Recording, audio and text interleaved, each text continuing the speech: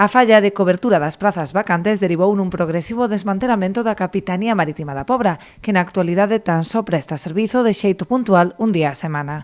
O BNG xa presentou unha serie de iniciativas no Congreso instando o Ministerio a incorporar o persoal necesario para garantir a normalidade no servizo. Unha praza xa, unha persoa que se xubilou xa hai un ano non foi coberta, máis recentemente as outras dúas, por tanto, pois xa non se presta servizo máis que de maneira puntual un día á semana. O resto pois terán que ir pois a Ribeira ou a Vilagarcía. Din os nacionalistas que o da Pobra non é un caso illado, posto que o mesmo está a acontecer con outros servizos públicos relacionados co mar que dependen do Estado.